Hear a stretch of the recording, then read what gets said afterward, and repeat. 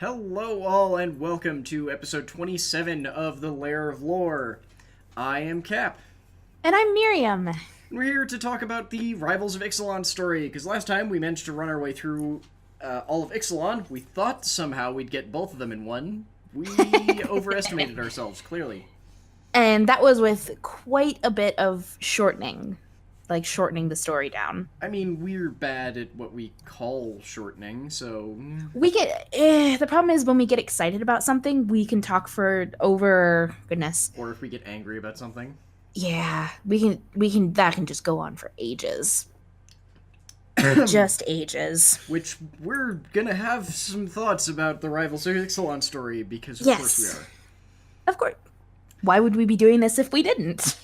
Yeah. Yeah. So do we just want to jump straight on in? Okay, when we last left our heroes. I That's believe the they had cheesy stuff. all effectively found the golden city of Erazka.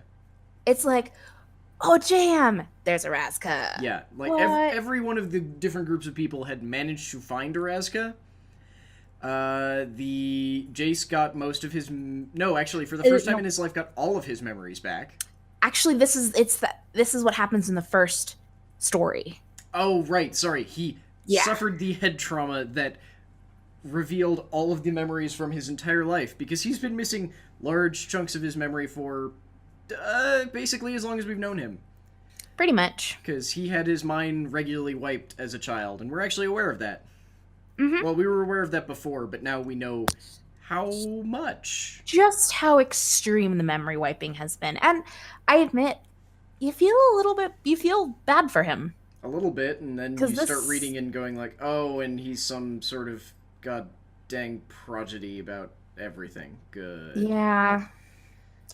I mean, the art for Flood of Recollection, he looks like he is in such agony, though. Yeah, that's fair. Yeah, and I- we actually get to the point where all of these memories are flooding back to him so quickly that he can't control it, and it starts spilling over to everyone else around him, especially Vraska, who mercifully actually points out, hey, you realize that your relationship with Liliana is really incredibly unhealthy, right? It's so toxic and abusive. And it's what everyone has been saying about Jace pretty much since we learned that he hung out with Liliana. Yeah, and just for me, for me with Liliana, I'm like, yes, girl, own your witch self, be a badass. But then Actually, you look at evil. it again, and she's kind of terrible, and Yeah. she likes playing with people. And to be fair, Jace is kind of a milk toast self, Yeah. but he didn't deserve that at all. No. No. But he also was stupid and didn't listen to anyone, so, meh. And there's also a weird moment about his mother, like. Yeah, weird relationship with his mom and dad. Both of them. Yeah, it's kind of sad. Yeah, especially since we have no context for who these people are. So a on. good chunk of basically this entire this first story, the flood. I guess chronologically, Kumena gets there first. He's the river herald who's causing the problems. Right, yeah, he gets Runs there with first the- and, like, basically sort of seizes the city's power. And then I believe he's killed by Vana. I don't know if The- No, he doesn't get There's killed. a fight.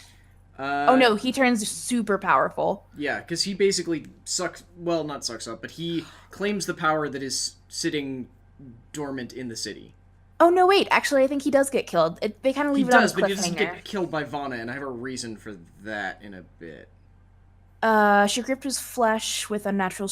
Okay, he gets thrown out of a window. Yeah, he gets defenestrated. Okay, so that's not quite dead, but Yeah. defeated essentially. And then that leads into Jace and all of his memories, and Yep. it's a lot. It's a lot of like internal Jace. But I'm pretty sure that's Stuff. basically all that happens in this, and eventually Vraska, like, calms him down enough to summon her crew. Pretty much, and just they have like a moment. She makes him see that it's not his fault.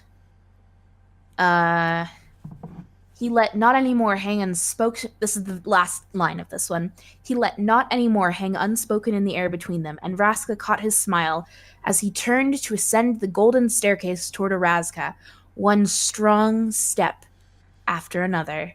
Oh, and this is where he actually talked. So just before that, this is where he actually talks about the like you're ignoring how often I use these illusions to make myself look like I was in shape Mhm. kind of nonsense. Yup. Which is kind of like to me I think that's hilarious. The fact that he, Um like, at the end of these stories is basically Jace going, like, oh my god, I'm actually in shape, and Gideon's I has probably going to muscles make now? me, like, keep working at this. Which Yes, you has lazy me boy. hoping that he'll pick up a second color and give him some sort of, like, other character trait beyond being smug jackface. Okay, you have to admit he's kind of grown past the smug jack face Yes, thing. I know, but I'm worried that yes, he had all this character development, and then he's going to go join up back up with the Gatewatch, and all they'll remember is that yeah, he's the blue one. You know what? I think it's gonna. There, literally, he's like, I used to be a coward, and he and Vraska and humanity, and like, Yeah, oh, no, the no, humanity of it, and I it just. agree. My faith has nothing to do with what they've done here because I think up until basically the end of Rivals, they did a good story. My Mhm. issue is that They're gonna throw that all out the window. or they'll just have not the same two writers and they'll completely ignore everything that already happened. I hope not, because Because that's just what happens every time there's a magic story is that everyone seems to write characters slightly differently.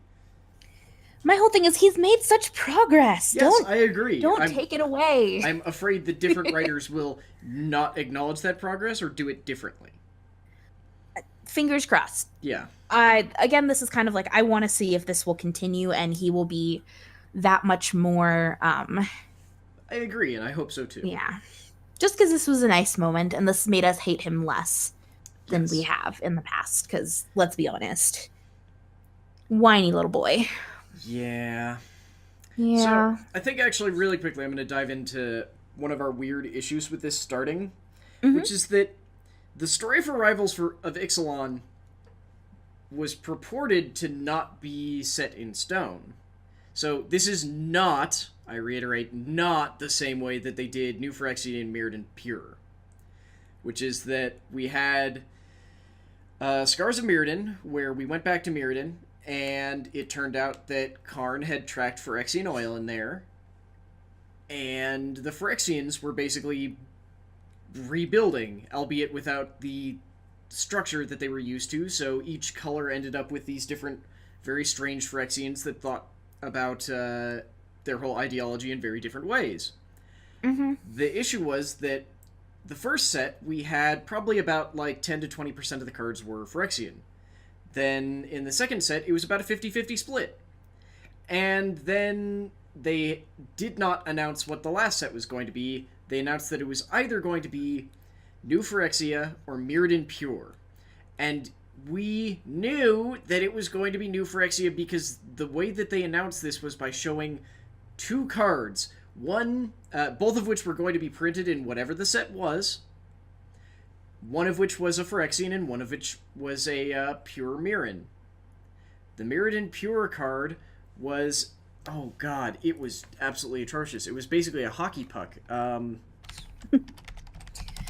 Oh god. Oh, just so if you guys in the see weird things happening on my end of the screen, I'm unraveling stuff. Yeah.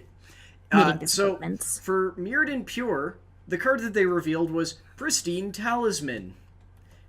It's a 3-mana artifact that has tap.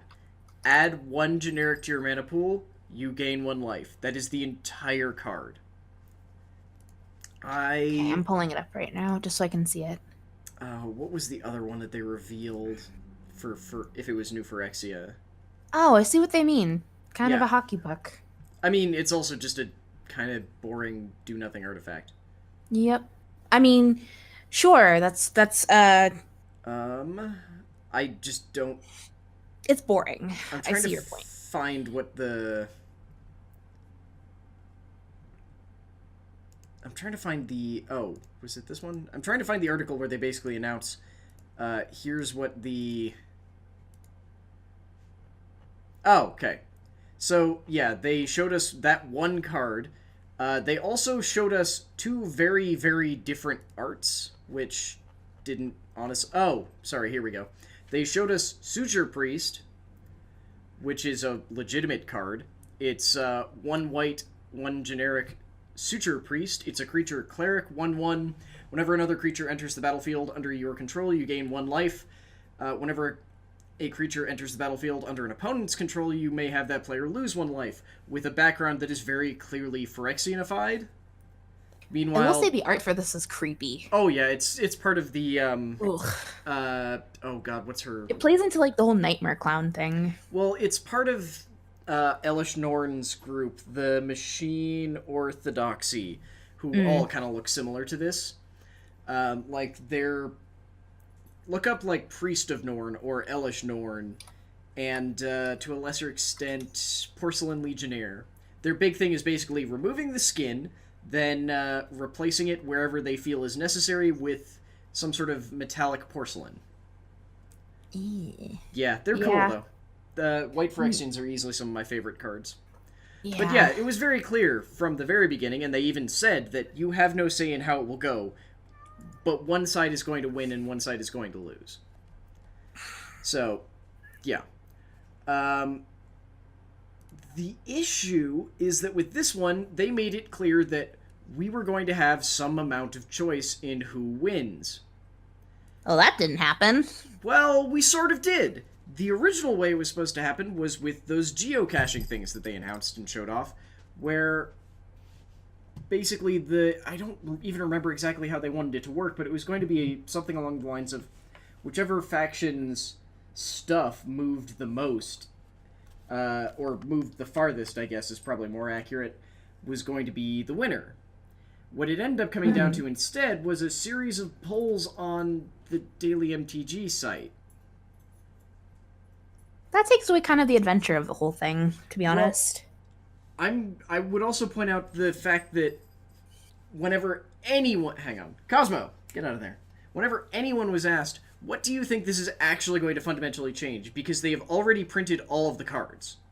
The response was pretty much always the last 2 sentences of the story or nothing. So what? The question then becomes... That's not from Wizards. That's what anyone who is involved in the Magic community and has seen stuff like this happen before. That was a prediction. So we'll see how accurate that was when we get down there. But just to be clear, that's a whole thing that we're gonna have to deal with today. Fighting against. Yeah. So that is the first chapter, The Flood. Do you want to take the next one? I don't even remember what the next one was. I read I skimmed the first one, or not skimmed. I reread the first one, and I reread the last one and the non-canon ones. Okay, so I have all of the stories up. So why don't you just chime in when you've got something that you want to talk about? That is the plan, assuming that I can navigate my way through the new Daily MTG site and find the articles again. Do you want me to just send you all of them? There we go. No, sorry. When I was trying to find these on mobile, the columns don't show up as an option to search for, so that kind of screwed me up. Definitely. Okay, well, the next chapter is called Glimpse the Far Side of the Sun, and it picks up with Huatli. And so let's see. First chunk is like more character establishment, like her asking what's on the opposite side of the sun, and then people saying it doesn't matter what's on the opposite side of the sun, and lots of baby Huatli being super curious. It's still weird that they're covering baby Huatli in the second book. Like, or it's second weird. Story, I guess. They left her character development to like the end, which I'm just kind of like. Well, the issue is that she had story stuff in the first one. Exactly. Like, why didn't you just like do this at the beginning? It would make so much more sense. And while what I really did like about this arc, just the Ixalan arc in general, is they do a great job with character development and story development, and you learn about the characters. It makes me care. Like, it actually makes me want to know more about what's happening with these characters. I think someone just knocked on my door, so keep going. Okay. So, like we said, or like I said, baby Huatli stuff. Then it picks up with Angrath and Huatli after they have since teamed up before. Um, Angrath's main thing is I just I just want to find Orazka. I don't want to like sack it and take its treasures. I just want to like get off this stupid plane and go home to my family. Super great, super lovely. Sorry, knocking on my neighbor's door. Oh, no worries. Um, Basically, the story is this. It picks up with Angrath and Huatli and Yeah. talking, learning about uh, history and I guess a little bit about planeswalkers. Yada I mean, yada a little yada. bit. Is it covered in this one? I just know that apparently a lot of them seem to feel like planeswalking works differently. Actually, it might just be everyone but Jace, because everyone but Jace seems to just, like, planeswalk as though it's no big thing, and then Jace has a paragraph in the last one about how he has to, like, very specifically aim and how his planeswalking works. Like But this, everyone else yeah. just went, like, Huatli just went back to the place where she accidentally went, which we'll cover when we get to the end again. So Angrath basically shows her Kaldheim is describing how the planeswalker thing works. A line that I really like is freedom starts with knowing when you're trapped. I thought that was a really nice line. Yeah. It's a good description. Yada yada yada. Traveling towards Orazka, building there's a lot of just like history and story building, which is great. Oh, and here's a big thing for the Legion of Dusk. They guess who they run into? Saint Alenda herself. I'm still trying to figure out why the hell she's here, because I may have missed that bit. Okay, so Saint Alenda, if I remember correctly, is the vampiric saint who the Legion of Dusk, I guess. Oh gosh, how do I describe it? Deify? Deify. She is a warrior. She's a mortal warrior nun. Yeah, but she's not actually like the original vampire, though. That's the queen, right? Nope. Let's see. I think she is one of the first. I think she's one of the first, vampires. But I don't think she's deified. I think she's just a holy saint. Like but she's like the main saint for the Legion of Dusk. Yes, she's like they're like. But the queen is the original vampire. Hang on. So she goes looking for the immortal sun, which had been stolen from which had been stolen from Torazon, their city, which is interesting. So this they have stories and legends about how the immortal sun had been stolen by a fiendish winged beast. And right, the bat thing whose name I can't remember. Yeah. So they follow after the immortal sun. She takes on the burden of immortality to go find and protect the immortal sun. None of this like purification nonsense that the Legion of Dusk is known for. None of that nonsense. Just a guardianship kind of thing, which is great. There's even a line about how immortality is not the purpose of her gift, but protection is what they're supposed to be doing. And yada yada yada. So they clicking back to it because I had to look up Alenda again to remember. Alenda's actually been out for a little while, so doesn't know what her church has been doing. Like there's a line, I left the church with the knowledge of the ritual to take on my burden, and they used that to become invaders? What were they meant to do with your gift? They were meant to learn humility. And I'm just like, oh crap. That's not good. So then we pop back over to Jace as Angrath and Huatli continue onward. Actually, no. Angrath and Huatli get to fighting. So let's see. Back to Jace. Internal Jace. Lots of memories. Jace. Climbing the stairs. Basically, a lot of this, like, observing what's happening around him is being... What's the word I'm looking for? Bits of his memory are still fluttering back, so he's remembering things alongside of observing what surrounds him. So there's a lot of, like, internal memory stuff, and then it's written strangely, but yeah. Yeah. It's a little harder to like summarize. Yeah. So essentially, Arazka has become awake, and they're climbing, and they see a giant dragon, or not dragon. They see a giant dinosaur, Zidulpa, Primal Dawn. Um, I mean, they just start seeing in general all of basically. the elder dinosaurs. Um, oh god, there's a paragraph here that makes me really hope that this ties into like our whole we want Jace to be better, to stay better, Where's kind of there thing. a paragraph? They're still doing I this will literally awful like line break thing. So if you read, it's 2 paragraphs down from the Zidulpa Primal Dawn art. It's talking that about one that is actually a That's like the only real paragraph in this. Yeah, I know. Yeah, okay. It's basically like, this is who I was on Zendikar, Innistrad, and Ravnica. This is who I was without my memory. I think who I am now is who I'm supposed to be.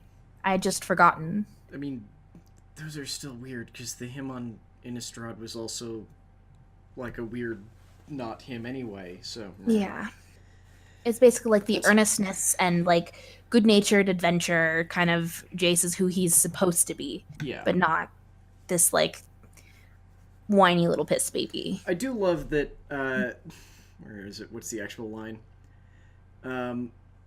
When they sort of start figuring out that, okay, we have to get through this awful city to get to the actual like power source for Vraska, it's a maze. Vraska said at the same time as Jace. They glance at each other briefly, awkwardly. Vraska gestures towards Jace. Have at it. You're the maze guy. And I'm gonna skip another sentence or two here, but it's just like, that's me, he said with amusement. Jace Bellerin, living guild pack. No, you don't. You don't do your freaking job. You don't do your job. Illusionist, maze guy. Her response rolls right off the tongue. Yeah, no, that one I actually appreciate, though. It's so pithy and wonderful and like bantery. It's like you're making a real friend. You're not being a dick to everybody. And then, yeah, they start realizing that, oh crap, the symbol for... Sphinx. Well, the Azorius. symbol for Azorius is here and is built into the maze. What's going on here? And then realizing that, oh, right, there's a Sphinx, and his name was Azor, and he was the Parun of the Ravnica... One of the Big Ten Ravnica guilds. This is the guy who was far-sighted enough that, he was one of the original, like, signers of the Guild Pact. He's also one of the people who originally wrote the Guild Pact. He's also the person who wrote the effective back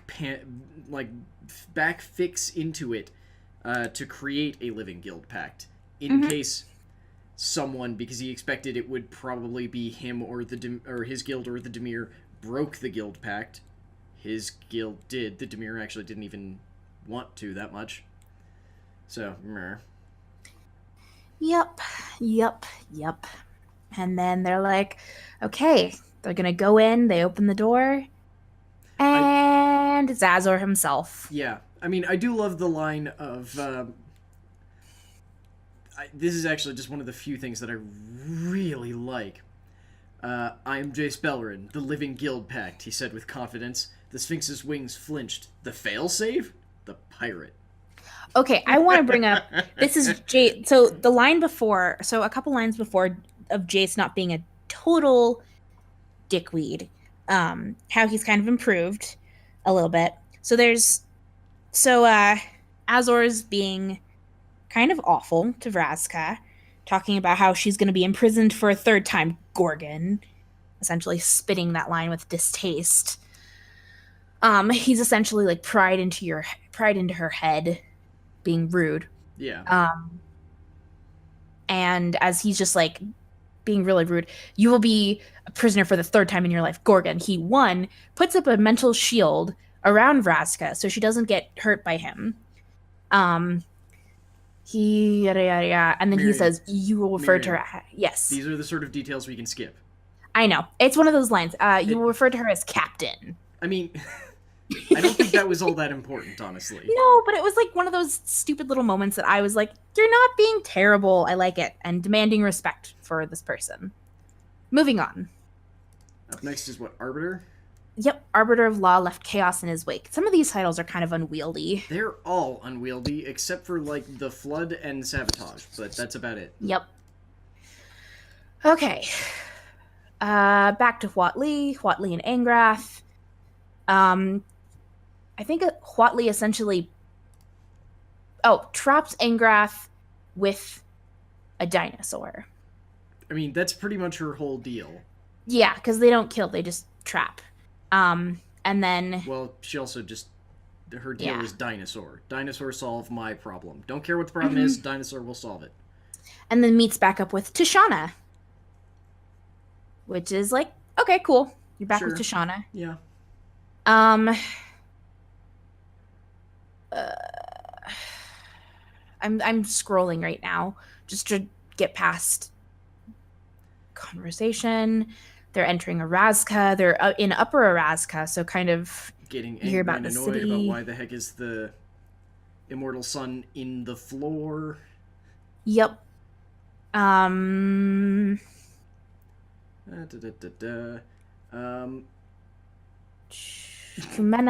They catch back up with Kumena, who's been falling all this time. I don't think that's how gravity works, but sure. Nope. Huatli basically acknowledges that the elder dinosaurs have awoken and... Big giant fight. Pretty much just convinces them all to work with her. Yep. If not directly for her, at least with her. Yep, and as they charge in, they're fighting with Vana. Let's see. Fighting with Vana. Vana's using the immortal sun. Let's see. And then and then the pirates come back. Yeah, and Azor's basically just like, so why did you bring the Gorgon to me if she's not supposed to be a prisoner? Like, I'm literally sitting here just waiting for you to bring me a prisoner to lock up here. Like, if you want the immortal sun, you can't have it, so no. Yep. I'm still confused by apparently Azor just being able to planeswalk. Let's see. I think what's kind of happened is they've used the immortal sun as I think it's, from what I understand, the chamber that they're in is below the chamber that the fight above them is happening in. Yes, I believe so, yes. So essentially the living sun is the lock of the prison that Azor and Ugin created to hold Bolas. Yeah, to hold Bolas. Yeah, no. My entire confusion is just that Azor is not a planeswalker, but apparently he can now planeswalk. And has been for thousands of years. Yeah. So I just don't know. Okay, they argue about the guild pack. They argue about the fact that Azor is insane and all law must be obeyed, even though he just makes up the law whenever he wants to. Guilds are a perfect system, yada yada yada. I mean, basically, it's just a who screwed up Ravnica the most. Yep, slightly, and then offset by arguing that the entire multiverse is screwed up. Yeah. There's also this whole concept of neighbor's house. The siren or the wailing. It sounded like screaming for a second. That was all just the siren. Okay. But there's also this whole concept of he's trying to perfect Ixalan, or he thinks he can perfect Ixalan, and I mean, his entire impression of Ixalan is one room, though. Yeah. But yeah, our intention was to imprison Nicol Bolas. He's gone crazy. Well, he's always been insane. Before now, he's been insane in a occasionally useful way. Although, I guess before now would be before like 1,000 or so years ago. But he's always been evil. Yep. Yep. But I think being stuck in the same room for 1,000 years Oh yeah, Azor's just gone nuts.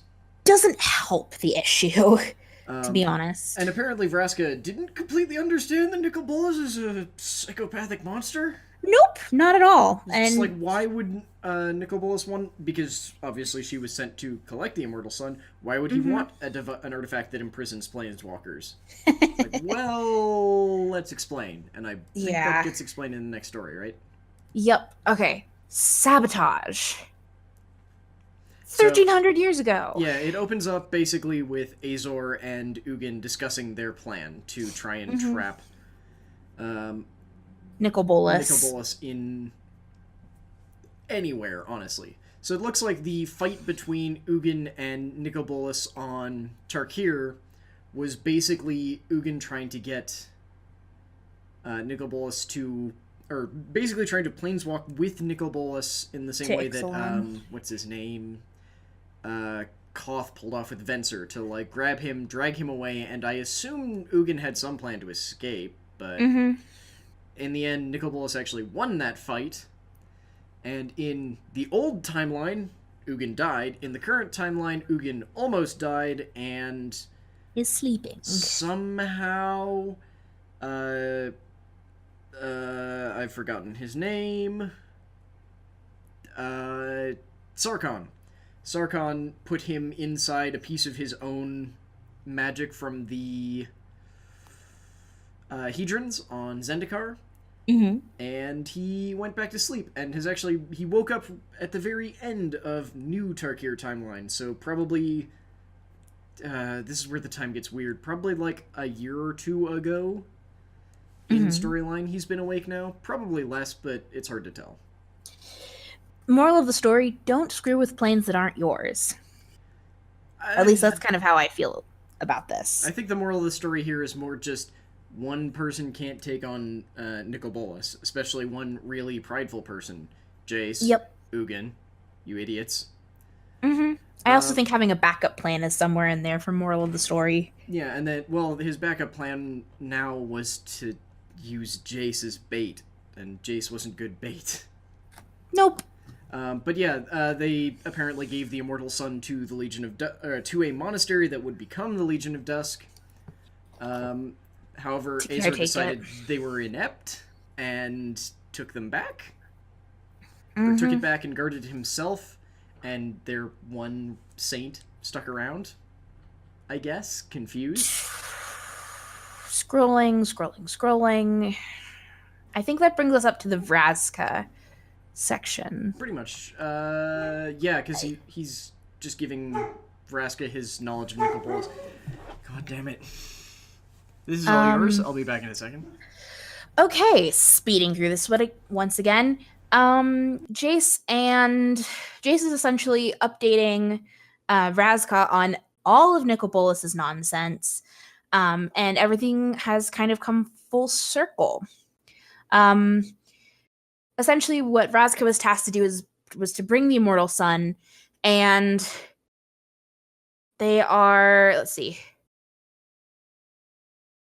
So the Immortal Sun locks planeswalkers onto a plane, and with the portal that they stole from Kaladesh, they are going to basically he's going to build an army of his undead. Basically, Ravnica is Nicol Bolas's goal. He wants to unleash his undead army from Oh, um, okay. So, Amonkhet to Ravnica. so not just Ravnica. Like, remember, so the whole point of Yeah. Amonkhet was apparently just that he was just using it solely to make his undead army. Yes, but he with the portal that he stole from Kaladesh, He he's can going to be able go to anywhere. transport.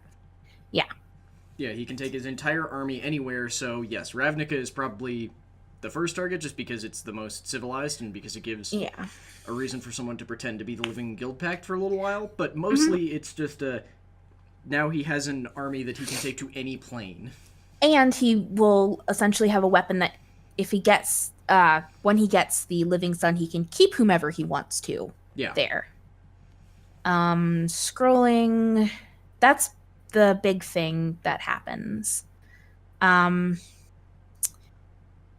Then he and Vraska make a plan to have her double cross Nicol Bolas, but because Nicol Bolas can reach into her mind and see all of her memories, he's taking her memories of Jace and all of their like plan and things like that, um, with her consent. Yeah, basically, It's like so this to help is with the double crossing. well, so this is induce amnesia, which is basically that Mhm. we were really afraid that it was just Jace had a bunch of development, and Now he's taking her memory. now is just screwing with her brain anyway. So no, it's actually just no. We have a plan. The problem is that that plan fundamentally won't work if Nicol Bolas Miriam, your camera is somehow slowly unfocused throughout this thing. Hang on. It won't work if Vraska knows anything about Nicol Bolas and like all the things that he's shown to her. It also won't work if Nicol Bolas can find out that Vraska met with Jace and spoke with him at all because How's he's that? supposed to be dead. Much better. Good. So yes, he basically wipes her mind of everything from Ixalan that had anything to do with her or with him, Mm-hmm. and made it so that he had basically like a something he has set up ready to unlock all of her memories whenever they meet back up again, so she can perform whatever this double cross is. I think the word is he's gonna call her captain. Something Yeah, like I think that. that's what it is. Yeah, It's just like it's a trigger. yeah. Um, So that he doesn't actually necessarily need to use magic, but will be able to unlock all of this. yep. So, yay! So she does what she has been tasked to do, and sends the immortal sun off to Bolus's minions. And now that it's gone, everyone can actually planeswalk again. So she walks away. The next story is who tells the stories? Again, unwieldy titles. Yeah. So basically, upstairs. So with Vraska zapping away the immortal sun, she just basically took the floor out of the room above. So everybody who's been having their lovely brawl above just smashes through the floor. And Angrath planeswalks away. No. He does not just planeswalk away. He realizes that the sun is gone and shouts, "I hate this plane. I hate this city. I wish you all visceral, painful deaths." His body glowed a warm, vivid orange as he called out, "See you never, pathetic fools," as he planeswalked away. Yep. Just went away. Goodbye. Never again. Pretty Didn't much. even finish the fight. Just went, nope, done. He's like, goodbye. peace out. It's like, screw you. Oh, I'm out. Kind of thing, which is kind of great. Everybody's basically like, oh god, the sun, this thing we've been fighting for, is gone. So it went bye bye. It poofed. Yeah. Not Alondra. What's her name? Elenda. Elenda, Goes, you were close. Did the Azure Beast take the sun again? It's like, no, someone else took it. Fine. Okay, it's cool. She's told, like, it's gone for good. It's literally never coming back. And it's fine. Okay. That's all right. And then, because Vana and Mavrin find, so these are the two Legion of Dusk characters we've been the Conquistador and the Priest. They're basically like, wait, what? Why are you so calm? It's gone. We have to go after it. And she's like, no, it's gone. We're free. Yeah. It's like, all right. Our duty was never to gain immortality from it. Our duty was to guard it until it was used. It's gone now. We're free. It's basically protect it from people who would use it for selfish things. Yeah. And Mavrin Fine takes it a little better than Vana does. Yeah. We'll get to Vana in a bit. Yep. Basically, scrolling past Vana. Yeah, we conquered Torrenzon, which I guess is the other continent. I think Torrezon is their Oh, Torrezon, sorry. Torrezon is their like Spain. Yeah, but I don't know if that's supposed to be. Is it just Spain? Are there other things there, or is it their entire continent, or what? We don't know that much. Yeah. We created I an think empire. And Alendis. Yeah. yeah, we created an empire for you. And it's like, well, they're temporary, so good job. We're Yep. immortal. That doesn't really matter to us, but okay. Mm-hmm. Take me to the queen, basically. And then she gets she gets slapped, Yeah.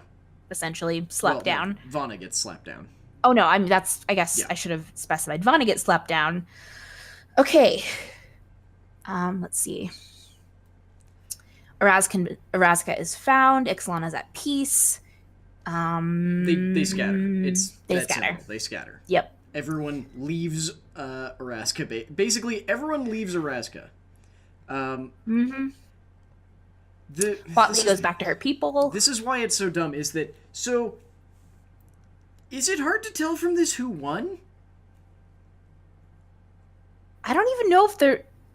No, there's a canon winner. You know who it is? Yep, it's the Sun Empire. Yeah, the Sun Empire won. The Sun Empire's response to apparently being the winner is to have Huatli leave and go tell the Emperor that we've found Erazka again because it was originally their capital, so we can move back in because she's brought these elder dinosaurs with her that are serving her. Yep. That's the Sun Empire won. Do you know? God, I don't think I still have them because they don't actually show up as part of the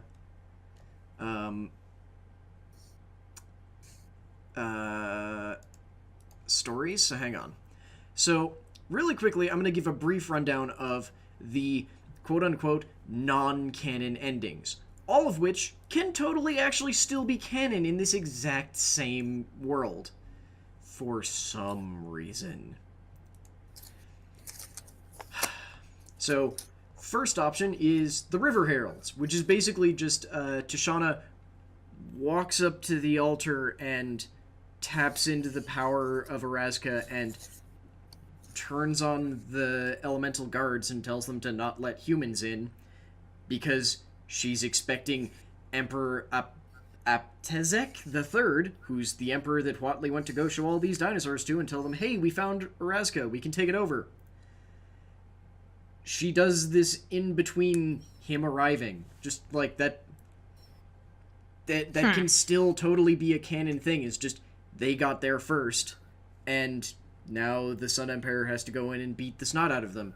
The Legion of Dusk one also can totally still work because when they say what they were going to do as the Legion of Dusk winning is exactly what already happened. All of the Legion of Dusk leave, except for Vana, who's pissed that we have nothing to show for it. It's like, we found the Saint. We have nothing to show for it, but we found the Saint. And the Saint just goes, you can go claim Erazka. I don't care. She goes to claim Erazka and gets eaten by a dinosaur immediately. That would have been a great... Honestly, it would be a great final... That's all still of those probably things canon. happened. Yeah, all of these still could totally happen. The only one of these that doesn't work as still being within the same canon is just the Brazen Coalition. And even then, I'm pretty sure that most of the Sun Empire wouldn't care. The entire thing for the Brazen Coalition winning is basically just that Malcolm and Breeches name themselves co-emperor and throw a big drinking party in the center of Erazka. That's all it is. It goes on for at least a week, and they just go around with everyone calling them co-emperors. That's the entire storyline if the Brazen Coalition had won. Meanwhile... Oh, that's lame. Meanwhile, the storyline we get because the Sun Empire won was...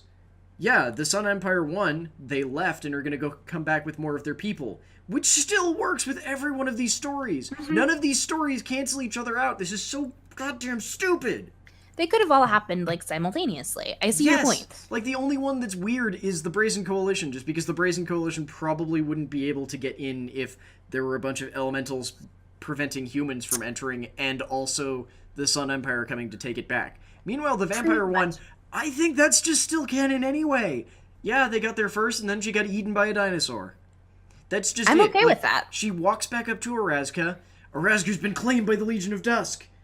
And then she hears a rumble behind her, stops smiling, looks up, and a dinosaur with teeth as long as her fingers eats her.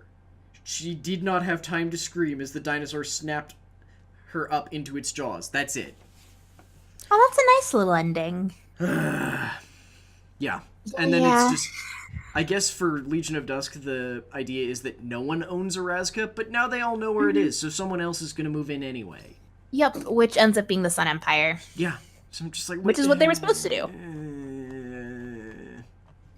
And then the last one is basically let's tie up all the loose ends. Yeah, the for last one is everybody. basically like, we have so many loose ends quickly.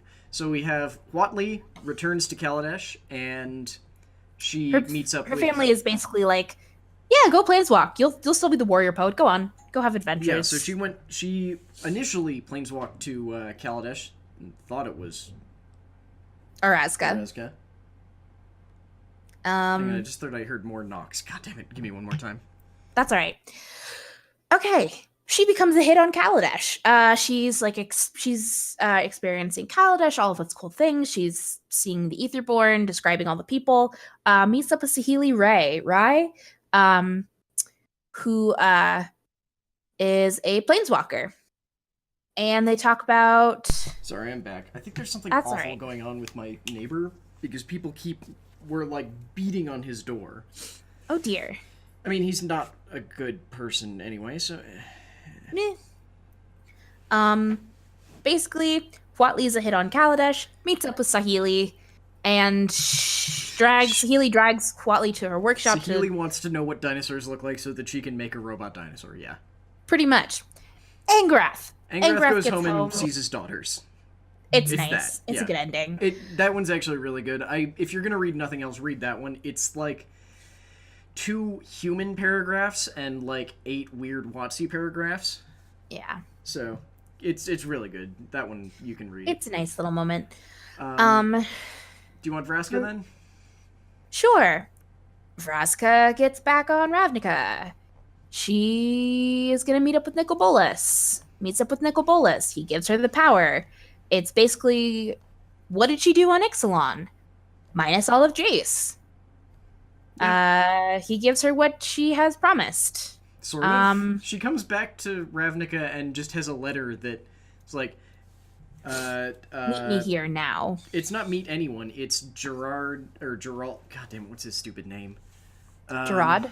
Gerard is alone and imprisoned here. Go do whatever the heck you want. You're guild leader. Have fun. So let's see.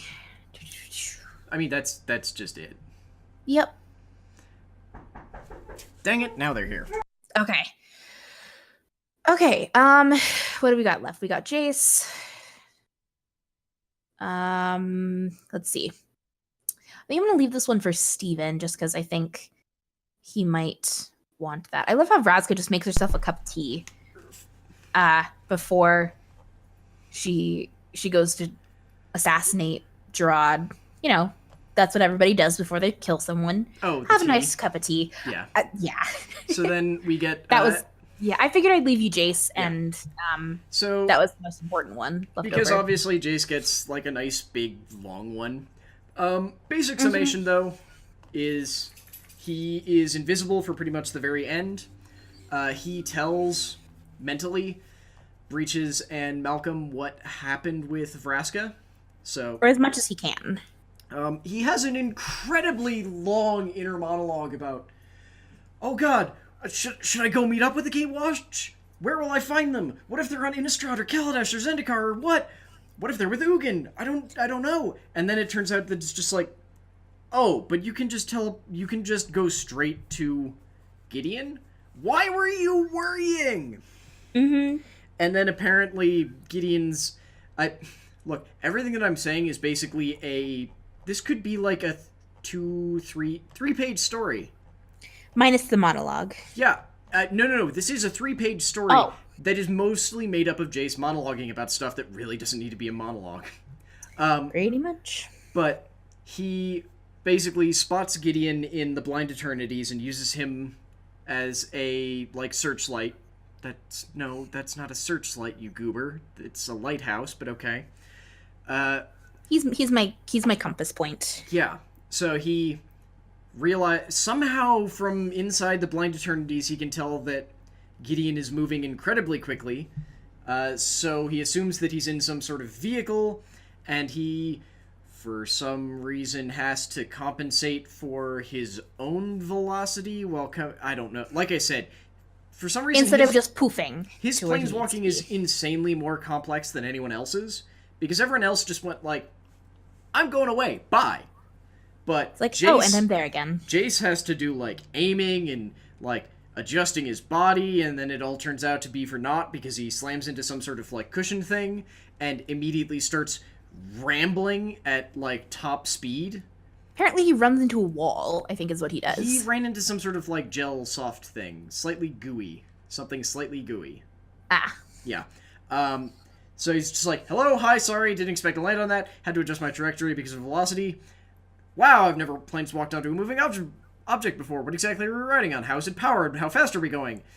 And at some point, he finally shuts up, and Gideon looks at him and is so amazed to see him that he's almost on the edge of tears, and Jace just grins and says, Gideon, I'm not dead! Like, okay, that was good. And that could have been so much shorter. And someone who I'm pretty sure is supposed to be, oh, I've forgotten her name. What is her name? Oh, good lord. One of the few characters we know is going to be in Dominaria. Hang on. Return to Dominaria. Okay, what is her name? Because it's not Jaya Ballard, because that's the only word that's coming to mind. No, it's that... I can see her now. What is her name? Joyra of the Gitu. How do you spell that? Hang on. It's very awkward. I'm picturing there's... Joira. Jhor... No. Jhoira. Okay. Yeah, that is a awkward spelling. Yes, it is. That's why I think this is... Oh, for God's sake. I think it's Joyra. Because I think it's implied that it's Dominaria, but... Yeah. I don't know for sure. Yeah. Hang on. It looks like it, because I found a card for Joyra of the Gitu, and that's the same face. That's on the Dominaria. That's not what I'm saying, Miriam. I'm saying that if it is Dominaria, that's who it would be. The problem is that the thing we have for... Oh, that's not Joyra. Oh! It's Jaya Ballard. Why the hell is he talking to Jaya Ballard? That's... Okay, so basic idea. Miriam, look at the one piece of art that is like the Dominaria thing with Karn and Teferi, and that's Joyra on it. Yes. That is not a woman who has thick red robes and silver hair. No. Yeah. Hang on. So who it actually is hang on. I don't know how to easily send this to you without screwing up the image. Come here, chat. There. I think that should work. That's Jaya. Oh. She's basically old school version of Chandra, except much more malicious. Gonna say, yeah. Yeah, she was... That's totally Kaladeshi. No, it's not. No, her appearance on the outside looks like Kaladesh style stuff. The arabesques. Not really. For some reason, it makes me think of it. But anyways, explain. Yeah, it's... When I say Chandra, I mean because she set everything on fire. Like, that was her entire thing. In fact, Chandra Ballard has apparently been known to... Chandra Nalaar has been known to quote Jaya, which I was not aware of, actually. Jaya Ballard. Interesting. Yeah, she... In general, I believe is not supposed to be very good. Apparently she was believed to be dead, so that's good. Interesting. And apparently they are traveling on a sky ship. That's kind of cool. Yeah. So, let's see. I mean, there's plenty of skyships already Yeah. on well, not plenty. All of the skyships we know about seem to have come or dealt with Dominaria at some point, so yeah. Okay, And so I let's guess technically see. she was a planeswalker, but I don't think she ever actually had her spark ignite. Planeswalkers also in her time were insanely powerful, so they just didn't. Because she wouldn't have fit on a card, and she had a legitimate card for a while. What was it? Jaya Task? What is it? I Giant have it up. task mage, Yeah. yeah. And the way it used to work was that they assumed that because planeswalkers before the mending were basically just deities who did whatever the heck they felt like, they couldn't have a card. I think I found a slightly better image of her when it loads. Is it one that's also on the Gamepedia Wikipedia? Yes, it is. The Is it one the of one her, that's like, an older dramatic. Jaya? Yes. Yeah. I don't know if that one's actually, like, canon? Because I don't know. It's an awesome... It matches the art. Yeah, I'm just trying to figure out where the heck it came from. But, Pretty sweet. Yeah. Apparently she was presumed dead, so who knows? Yeah. I don't think the last chunk is important, though, of the... Sorry, back to the actual, like, story thing. Oh, yeah, the last chunk that is the thing that would have been slotted in for, any one of the other stories, yeah. That's just I love how they also don't follow their own format of introducing the stories and don't even have a header for this one. Yeah. It's just, like, cut off by an image of the looming Altasaur, and then it's just about the Emperor of the Sun Empire talking about how, yep, we'll just go take over Araska now. Bye. City was empty, River Heralds didn't even try, yada yada. Araska's ours now. And kind of... so Ixalan is... So yeah, I think the other one is... I think Torrenzon? Torrezon, there we go. That's what I've been thinking it is. I think that is a continent, not just a country. Okay. Because, of course, it ends with, we need a cliffhanger. 3 aspects of the sun shine bright, and thus begins a new age of conquest for the Sun Empire. Ixalan is ours, and Torrezon, god damn it, I keep adding an extra N, sorry, is next. That's alright. So good, just, we didn't wrap up the story well, also now there's a cliffhanger. So, okay, I'm curious, what would you give this storyline out of 10? Because I would give it at least a 7 out of 10, just in general. Because I think some of its worst parts are outweighed by its better parts. Can I just cut off that entire last section and all of the alternate history bits? Okay, sure. Then how would you rate it? If I could do that, I'd give it an 8. 8 or a 9, almost. Because, oh my god, I don't hate Jace! Good job, writers! And then you add this crap on the end, and now I want to give it, like, a 4. Because you didn't wrap a story! Nope. You said, and what happens to our heroes next time? Except it's not our heroes, it's this side character who didn't even get a card! Yeah. So. Like, look, this is the faction who I liked the most, but you've made them into this... I don't even know how to describe it, but it's not a good thing. They're kind of power-hungry and crazy. Well, they're power-hungry and crazy, but then you also portray them as having, like, the moral high ground because they don't kill people. It's like no one in Magic actually is seen as killing anyone. They go out of their way to avoid it all the goddamn time. Like, it was a big deal when Venser died. Hang on, how long ago did Venser die?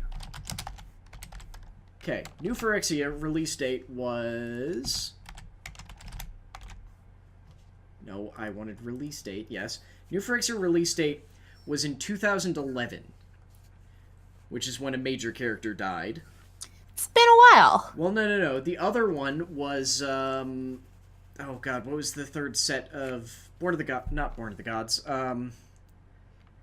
Journey into Nyx. I keep forgetting the part where I include release date, so I can find out when it actually was. Why does this one not get a release date? There we go. 2014. It's been a while. Yeah, so it's been 7 and 4 years since we've had characters actually die. So it's not that big a deal that, oh yeah, we don't kill people as part of the Sun Empire. Like, no one kills anyone. Mm-hmm. Like, yes, there might be some minor characters who die off screen or who sink when a boat goes down, but that's not... Again, this is the faction that I liked the most. What the hell, guys? Pretty much. I am unhappy with this. Yeah, it's... It could have been a better ending. It really could have. It could have actually had a proper ending, but it didn't. Look, I'm still annoyed and confused that we're also going back to Dominaria, and that part, fine with. Why in the hell is Karn there? Karn still has Phyrexian oil. We literally never dealt with that. He's tracking it everywhere he goes. Like mud He on spent... a nice carpet. Well, initially it was like he had a little bit, because he was on Phyrexia, and he accidentally tracked it around with him, not realizing that it was basically an infectious agent. Mm-hmm. The problem is he then spent years on New Phyrexia, trapped there being converted by Phyrexians. And yes, now he's got Venser's heart. I don't think that made him, like, suddenly not covered in Phyrexian oil, but whatever. Are we just dooming Dominaria again because we need another villain besides Nicobolas, since you've already burned out really quickly the Eldrazi? Yep. I just don't We'll know. just figure it out. I don't know. This is when, like, I want to know what's going to happen. I do too. I feel like my general optimism towards the story in general means that I am cautiously hopeful with what's going to happen next. I would like to maintain that I am hopeful. There are plot holes that I am concerned about. You can stick your hand and wave them around in the holes. They're that big. Yeah, admittedly, some of the plot holes I'm concerned about are because they let a human being who cannot write do the storyline for New Phyrexia. But still. Okay, I'm going to scroll down really quick. I just want to see who the authors were for this story, because with what they had, they did a good job. I mean, it's been the same two the entire way through. Allison. I mean, I believe both of them work for Wizards. They're not, like, authors.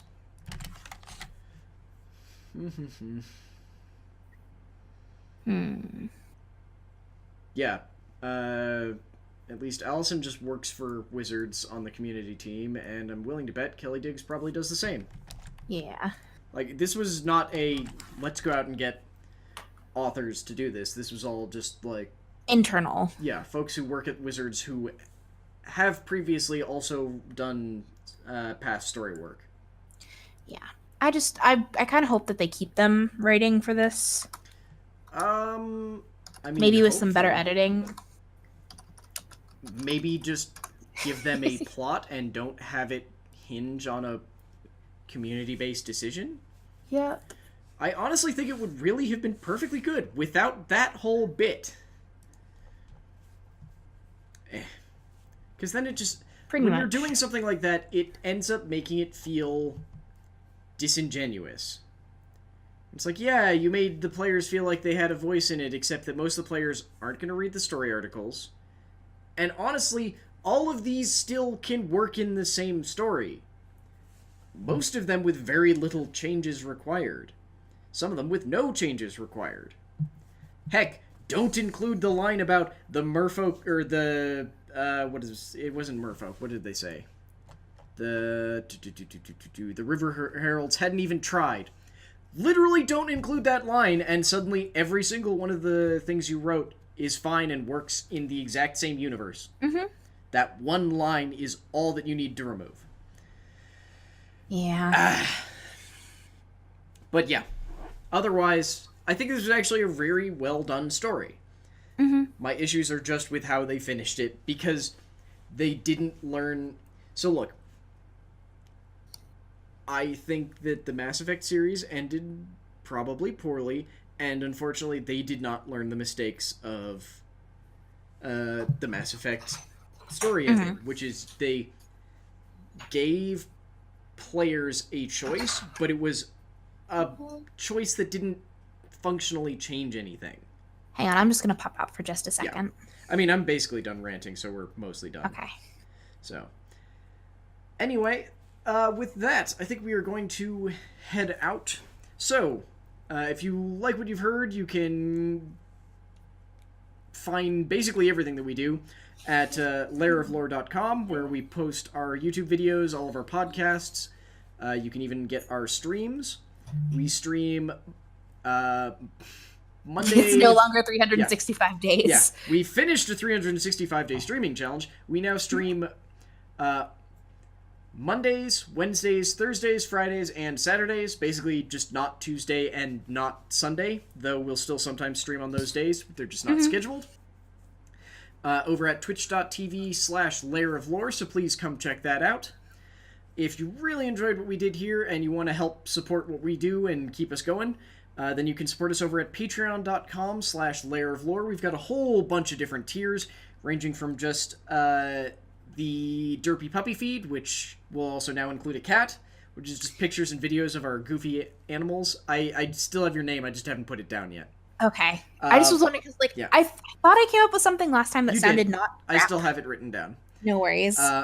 You can also get stuff like the extra bits and the after souls, which is the stuff before and after our podcasts and D&D sessions, because our Friday stream is a live D&D.